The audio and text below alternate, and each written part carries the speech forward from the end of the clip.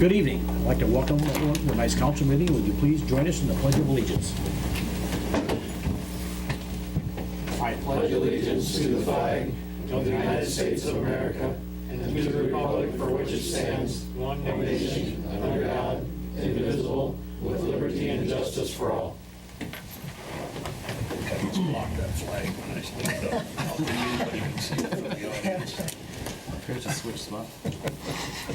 Call meeting to order and open a roll call. Goodell. Here. Slater. Here. Scholl. Here. Rusher. Here. Hader. Here. And we need a motion to approve the agenda as printed. So moved. Second. All in favor? Aye. Opposed?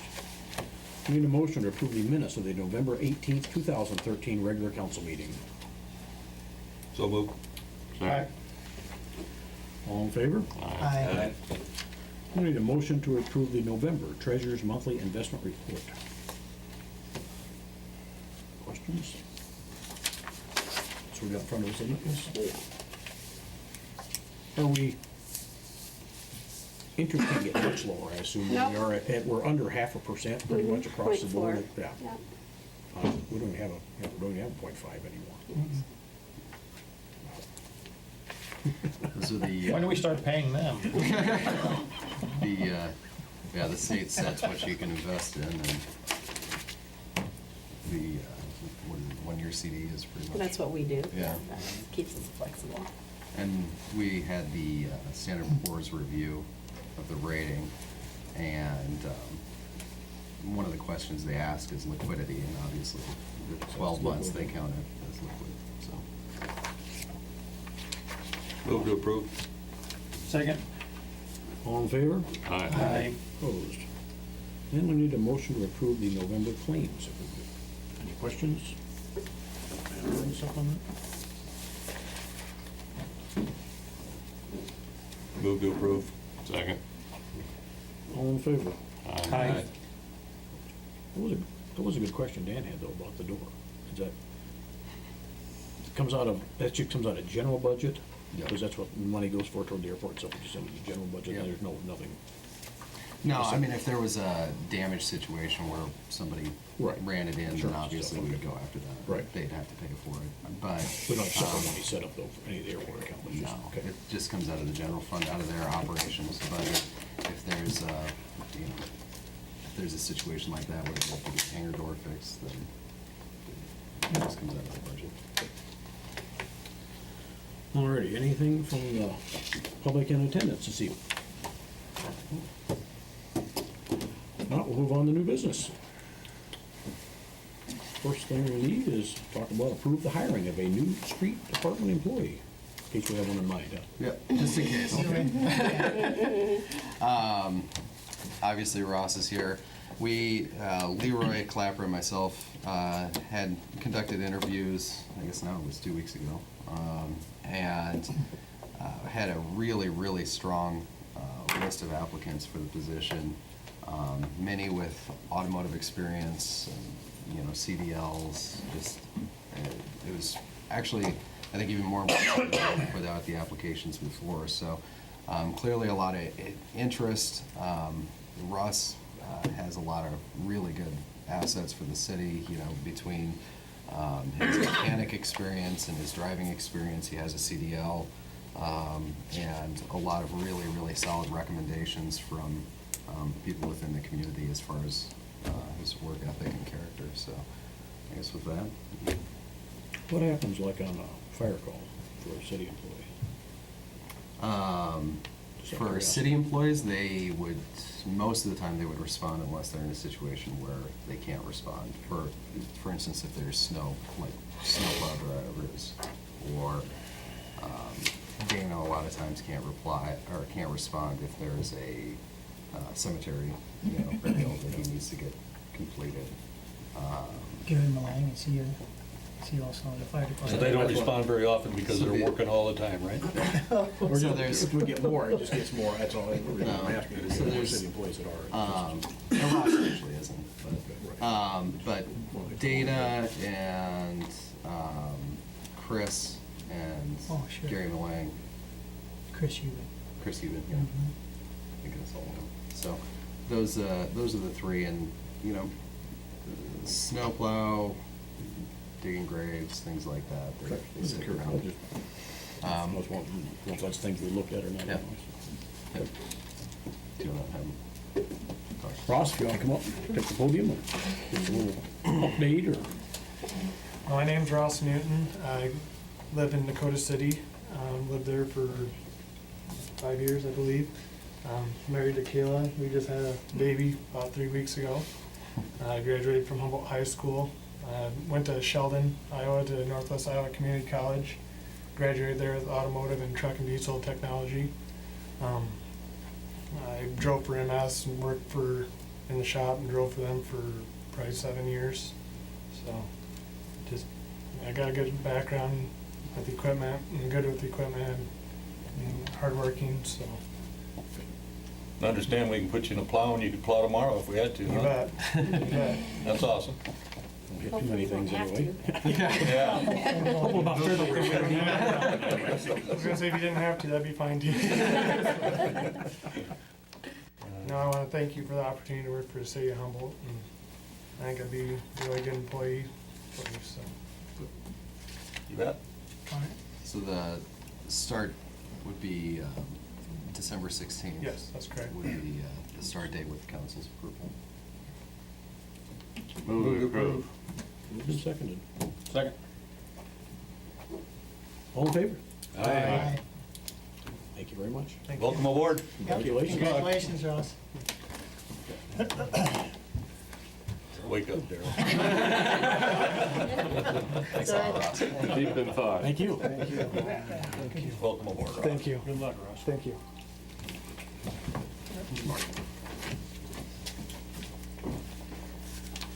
Next, we need a motion to approve the renewal of a Class C liquor license and Sunday sales privilege for Rogers Church doing business as Sundance Lanes. Everything in order, Gloria? Yes, it is. So move. Second. All in favor? Aye. Opposed? Under resolutions.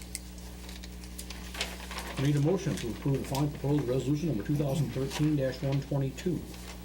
A resolution authorizing the submittal of the attached 5-year capital improvement program for the Humboldt Municipal Airport, the Airport Improvements Program data sheets for possibly fiscal year 2015 through 19 Federal Aviation Administration grants, and certifying that the required local match is available for each program awarded a grant. This plan includes several projects that have been identified as needs by the Airport Commission. The projects are not committed to by the city outside of the projects for FY15, which would be snow removal equipment. This project would carry a cost to the city of $18,000 in local match to purchase. What they're proposing right now would be a large tractor and attachments. You can see it on the plan under FY15. So currently the street department actually goes out and plows the runway. The problem they run into is when they plow the runway with plow, it's a straight line, and that windrow gets in front of the hangar doors and things like that. What they're proposing is to get a tractor that can go in and clean out the areas in front of the hangar doors, to kind of like the payloader does. And I believe that they're looking at a tractor. He used, I think, a John Deere as the spec for what they've got, what they're using.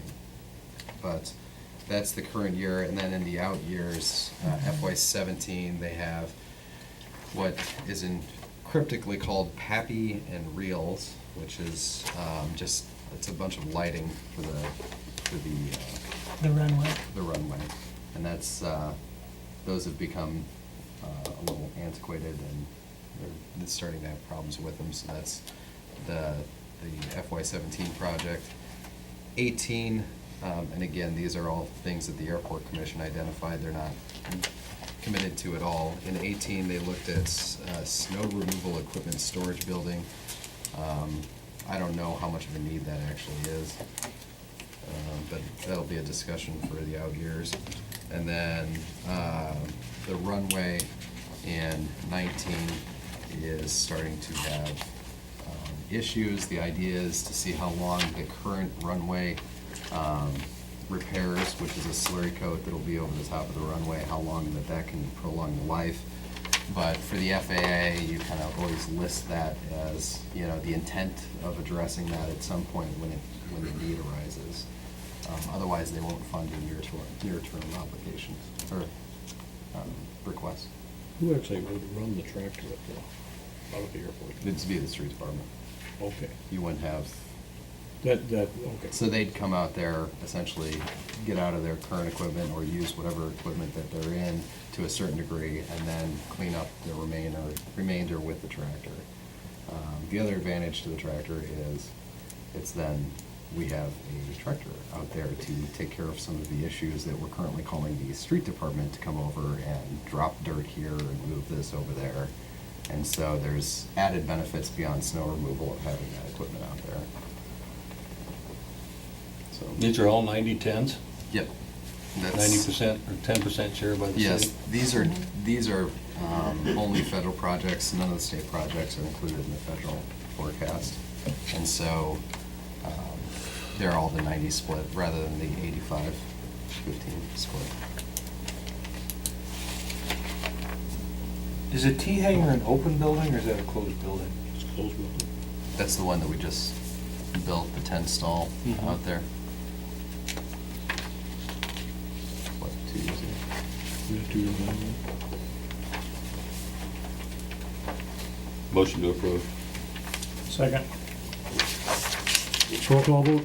Goodell, Aye. Slater, Aye. Scholl, Aye. Rusher, Aye. Hader. Aye. Next, we need a motion to approve the following proposed resolution number 2013-123.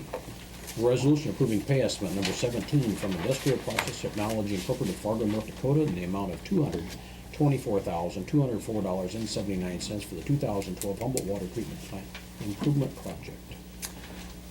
IPT is working to get the plant ready for full operation, but substantial completion is looking more like the end of January, with seating and landscaping, et cetera, being closed out in spring 2014. This will put the current operations beyond the current permit requirements. DNR has been notified, and they understand the delays were unavoidable. Most of the delays are based off of the installation of controls there, which is essentially every water plant is delayed by the installation of controls. That's probably the most complex part. That's piece of the puzzle of getting the process equipment installed. And they have to wait till they get a lot of the wiring and everything in place before they put those controls in. So that's been the stumbling block to this point.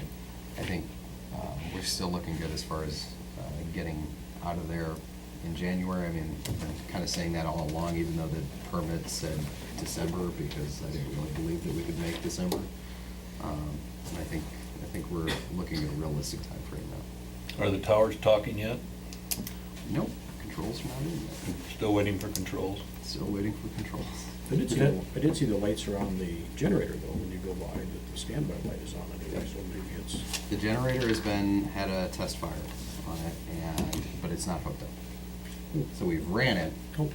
but it's not hooked up to everything. It's only hooked up to the new buildings. It's not hooked up to the existing building that was renovated. They're still waiting to finish the electrical, or the wiring on that building. Could have something. Yeah, you'd be able to run the press building and the chlorine contact thing. Just not the pumps. And you could get the high service pumps going. Very well, okay. Because they're in a chlorine contact, but you couldn't get the water to the building to pump it out, so that would be the problem. Will the controls eliminate the overflow? Have you heard that concern that there's overflow coming off of it? And it's running in a ditch and that's illegal, and why does the city get away with it? The reason for the overflow was due to the renovation of the plant, and what happened is all of the controls had to be moved out of the water tower to renovate the water tower and then move them back in. And so we're operating off of the controls for the plant off of the controls on the existing water tower, not the new one. And with that in mind, you're reading pressures off of a tower that's several miles, probably 2 miles away. And so with that distance, the pressure isn't really that accurate when they're operating off that. And worse yet, we had 8-degree weather and it wasn't ready for 8-degree weather, so it froze open. And the tower was just getting filled constantly. Actually, it was good that it overflowed because up to that point, we hadn't been able to overflow the tower.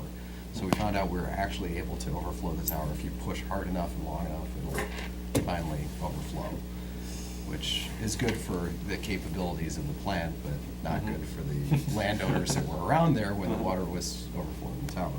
But we've adjusted, they're coming in and they're gonna do some work to get it, to make sure that it's getting to the ditch and not to the other landowners in the event that it does overflow. Good for them. Require- Yeah, I know that there's a problem that there's not a culvert in one of the driveways, so. So you get your lawn watered for free. Okay. You know all about that. I did notice that there was some overflow that one day. My driveway was an ice skating rink that one day, yeah. And so, Yeah. What do you call? With the- I see that often. with the makeup of the council, I'm pretty They sure didn't that charge issue you will for be that? addressed. Did we charge Dan to create an ice skating Who did I rink? call? I call you, right? I called it. My fact is, I had to go, the day he didn't answer, I had to go down to the Yeah. plant, get him anyway, so. I need a motion. So move, Bruce. Then seconded. Second. Roll call vote. Slater? Aye. Scholl? Aye. Rusher? Aye. Hader? Aye. Goodell? Aye. Next, we need a motion to approve the following proposed resolution number 2013-124. A resolution providing funds for the rehabilitation of 2 additional homes in an amount not to exceed $74,598 for construction, general, and direct administration, lead hazard reduction carrying costs, and temporary relocation. This is simply the local match for the CDBG housing rehabilitation grant. The match is